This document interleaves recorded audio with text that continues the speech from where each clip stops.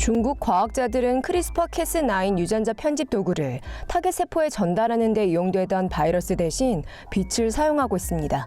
IEEE 스펙트럼에 따르면 크리스퍼-캐스9은 DNA 서열을 자르고 붙여 유전자 기능을 바꾸는 데 이용되는 게놈 편집 도구라고 합니다. 크리스퍼-캐스9은 보통 바이러스 운반 시스템을 통해 특정 세포의 세포에게 운반한다고 합니다. 난징대학 그리고 시아먼 대학의 연구원들은 빛 운반 시스템을 개발했습니다. 이 시스템은 에너지가 낮은 근적외선을 자외선으로 변환시키는 나노 입자로 구성됩니다. 근적외선은 인간 신체 조직에 침투해 신체 깊숙이 나노 입자를 운반할 수 있고, 자외선은 빛에 민감한 분자를 잘라 크리스퍼-캐스9의 사슬을 풀어줄 수 있습니다. 이 시스템을 실험하기 위해 나노 입자는 쥐 암세포에 직접 주입되었습니다. 연구원들은 근적외선을 성장이 일어나는 곳에 비추었고, 근적외선은 자외선으로 바뀌었고, 이 자외선은 이후 크리스퍼 도구 꾸러미에서 방출되었습니다. 이 유전자 편집 도구는 프로그램된 대로 단백질이 암세포와 더 이상 연결되지 못하도록 하여 암세포의 성장을 감소시키게 됩니다. 이번 연구는 사이언스 어드밴스지에 실렸습니다. 연구 저자 위진 송 씨에 따르면 연구팀은 나노의학과 질병 치료에 초점을 두고 있다고 합니다. 이들은 이 도구를 단지 암세포뿐만이 아니라 파킨슨씨 병이나 당뇨병에도 적용할 수 있기를 희망하고 있습니다. BBC의 보도에 따르면 플로리다 출신의 한 75세 남성이 날지 못하는 커다란 새에게 공격을 받아 사망했다고 합니다. 이번 사건은 미국 플로리다 북부에서 발생했습니다. 마빈 하조스라고 알려진 이 남성은 이 화식조의 공격을 받아 심한 부상을 입은 채로 발견되었습니다. 하조스 씨는 이후 응급구조대원들의 도움을 받아 병원으로 실려갔지만 심한 부상으로 결국 병원에서 사망했습니다. 경찰들이 이번 사건을 조사했지만 초기 정보로 보아 이번 사건은 단순한 사고였다고 합니다. 경찰서장인 제프 테일러 경관에 따르면 더 선지는 하조스 씨가 화식조의 근처에 있다 어쩌다 우리 속으로 떨어지고 말았다고 합니다. 추락한 뒤 이 새의 공격을 받은 것이죠. 하조스 씨의 아내인 것으로 주장하며 그와 함께 살고 있다던 한 여성이 더 선지에 하조스 씨는 자신이 좋아하던 일을 하고 있었을 뿐이라고 전했습니다. 하조스 씨는 라마를 포함해 이국적인 동물들을 10년이 넘도록 키워온 것으로 알려졌습니다. BBC의 보도에 따르면 화식조는 타조와 비슷하지만 세계에서 가장 크고 무거운 새로 알려져 있으며 45kg 이상이 나간다고 합니다. 화식조는 시속 최대 50km의 속도로 달릴 수 있으며 발톱의 길이는 약 13cm입니다. 샌디에고 동물원 웹사이트는 화식조가 세계에서 가장 위험한 새라는 말을 전했습니다. 화식조는 발로 차면 맹수를 찢어 죽일 수도 있다고 합니다.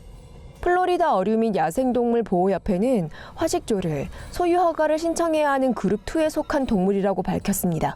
더 가디언지에 따르면 경찰 측이 이 새는 아직도 그의 집에 머물고 있다고 전했다고 합니다. 중국의 과학자들이 대자연의 심기를 또 건드리고 있습니다. 네이처 사이언스 리뷰에 실린 한 새 연구에 따르면 중국 연구원들이 인간의 뇌 유전자를 원숭이에게 주입했다고 합니다.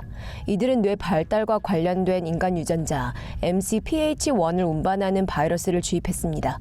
이후 추가 실험을 위해 원숭이들을 자라게 두었습니다. 주입받은 11마리의 원숭이들 중 단지 5마리만이 생존했습니다. MIT 테크놀로지 리뷰에 따르면 연구원들은 유전자 조작 원숭이들이 색깔 및 블록 사진을 이용한 기억 실험에서 더 좋은 결과를 냈다고 합니다. 연구원들은 또한 유전자 변형 원숭이의 뇌는 인간의 아기들과 비슷하게 보다 느리게 발달한다고 전했습니다. 실험 대상 원숭이들 중 한 마리도 뇌가 비정상적으로 크게 발달하지는 않았습니다. 중국 과학자들은 유전자 변형 원숭이가 인간의 독특한 특징을 이해하게 해줄 통찰력을 제공할 잠재력을 가지고 있다고 주장했습니다. 그러나 이번 연구에는 참여하지 않은 콜로라도 대학의 제임스 시켈라 씨를 포함한 다른 이들은 MIT 테크놀로지 리뷰 측에 이식 유전자를 가지고 있는 원숭이를 뇌 진화에 연관된 인간 유전자를 연구하기 위해 이용하는 것은 아주 위험한 시도일 수 있다고 전했습니다. 또한 이러한 실험 때문에 극적인 유전자 변형으로 이어질 수도 있다는 말을 덧붙였습니다. 중국의 한 여성에게 남자친구가 바람을 피우고 있다는 촉이 왔다고 하는데요. 그녀는 결과를 섣불리 빨리 듣고 싶지 않았습니다. 남자친구가 바람을 피우는지 조심스레 증거를 모았다고 합니다. 차이나타임즈의 보도에 따르면 이 여성과 친구의 대화를 캡처한 사진이 중국 소셜미디어에 올라왔다고 합니다. 바람 피우는 남자친구를 잡기 위해 머리를 맞댔죠. 이 여성과 그녀의 남자친구는 다른 곳에서 일을 해서 거리가 좀 있는 편이었는데요. 그래서 따로 살기로 했고 일주일 일주일에 몇 번씩 만났다고 합니다. 그녀의 의심은 어느 날 그녀가 남자친구와 게임을 같이 하다 시작되었습니다. 갑자기 남자친구가 소리치더니 비행기가 다가오는 소리를 들었다며 그녀에게 대신 해달라고 부탁했다고 말했습니다. 사실 이게 그리 의심스러운 것은 아니었는데요. 그러나 알고 보니 이 남자친구는 공항 근처에 살지 않았습니다. 이후 이 여성은 남자친구가 그때 어디 있었는지를 물었죠. 안 된 일이지만 그녀의 남자친구는 밤새 집에 있었다고 그녀에게 거짓말했습니다. 그녀는 친구에게 그가 친구랑 밖에 있었다고 말했으면 믿었을 거야. 그렇지만 그는 나에게 거짓말을 했어 라고 말했죠. 의심스러워하던 그녀는 남자친구의 뒷조사를 했습니다. 그녀의 남자친구의 집에 가서 그의 휴대폰을 체크했습니다. 그렇지만 수상한 것은 아무것도 발견되지 않았습니다.